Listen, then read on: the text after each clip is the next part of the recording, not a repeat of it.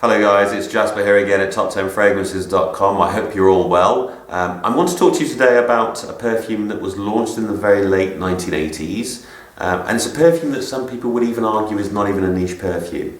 Personally, I happen to disagree, because I think niche perfumes, it's all about personal interpretation.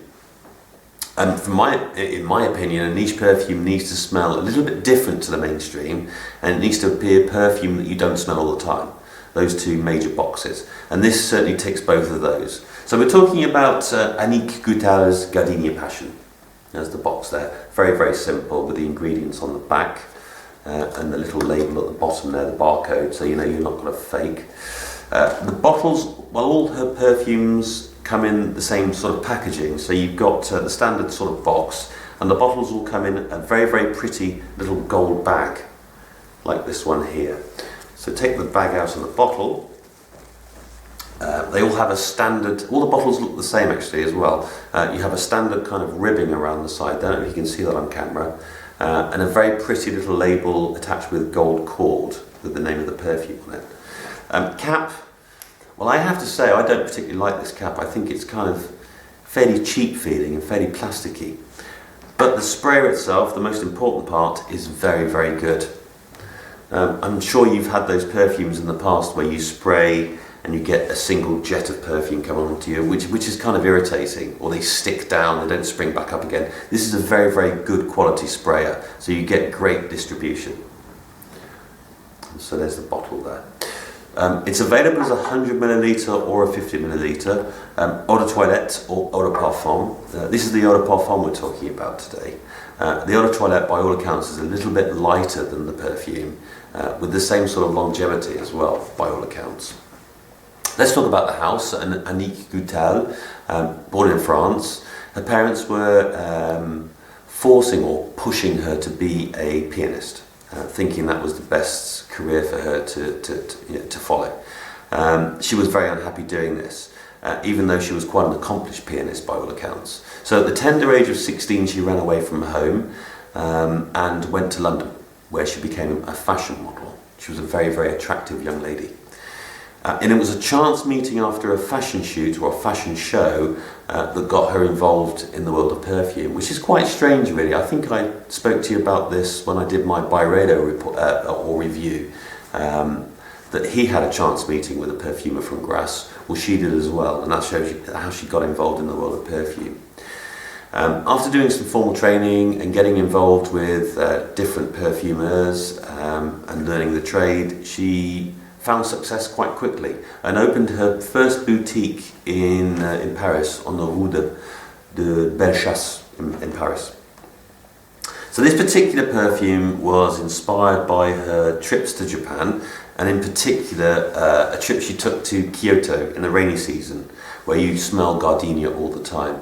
And I guess if you know about perfume, you'll know that it's almost impossible to extract the oils from the gardenia flower. So this is synthetically produced. It's what they class as a soliflor, which it's a bit confusing to me, because I have to say that when I smell this, I get lots of gardenia, obviously, but I also get lots of notes from tuberose, lots of tuberose hues in this perfume as well. So it could almost be a duoflor. But I guess a soliflor essentially is a perfumer's interpretation of what a single flower smells like. So I guess Annick got a lot of tuberose when she was smelling gardenia. This is a follow-on from her signature scent, which was called Passion. And it's a very, very edgy floral, I have to say.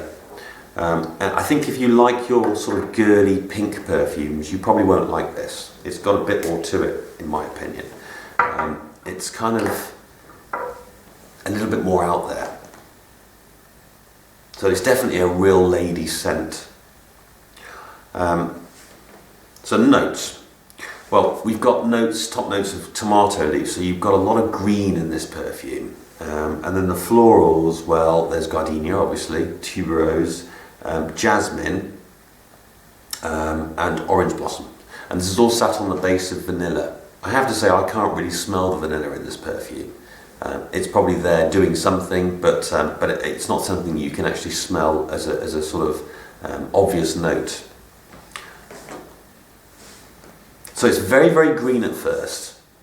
Smells almost like wet grass, which is probably the tomato leaf. In fact, I would say that this perfume smells a little bit like, you know when you walk into a florist to buy flowers for your lady wife, if you're a good guy like me, you always get that sort of cut foliage and cut sort of stem smell. Well, this is there. It's not, you know, with some white florals they can be a little bit heady and a little bit sort of overpowering. This is not like that. This is rather refined and elegant as well. And there's a little dose of oak moss in the perfume, which kind of tames the white florals quite cleverly. It's the sort of perfume I would say that you should be wearing in the summer or the spring when the weather's good. And it's the sort of perfume you should be wearing as a lady if you want to seduce a guy. And I know that from experience because my wife seduces me with this perfume all the time. It's very, very seductive. Sillage, well, it's fairly moderate. It doesn't really throw too much. But that's the whole point, isn't it, really, I guess? If you're looking to seduce somebody, you want them to get close to you. And it stays on the skin for a hell of a long time. You know, the longevity on this is actually quite good. I would say probably 7 to 8 out of 10. It's always there. It doesn't fade, but it doesn't throw either. There's a bit of a celebrity following to this perfume as well. You've got names like Madonna, Linda Evangelista, Melanie Griffith. There's plenty of sort of celebrities that wear this perfume because it is so interesting and so different. Sadly, Annick Goutal died in 1999 of breast cancer, which is rather tragic really, but her daughter Camille has taken over the business, and the good news is she's producing some wonderful perfumes as well. So, launched in 1989, the nose was Annick Goutal herself. Olfactory family, Soliflor. I happen to think it's a duo floor, if there is such a thing. And it's available from just about anywhere now, really. Price-wise, I would call it moderately priced for a niche perfume. You're talking between 60 and 70 euros for the eau de toilette, which is lighter, as I mentioned before, and between 70 and 90 for the eau de parfum. So, if you're looking to seduce your man, ladies, have a little go at this one because it's absolutely incredible, and I'm sure it will work for you because it's certainly worked for me or for my wife. And I'll see you next week with our next review.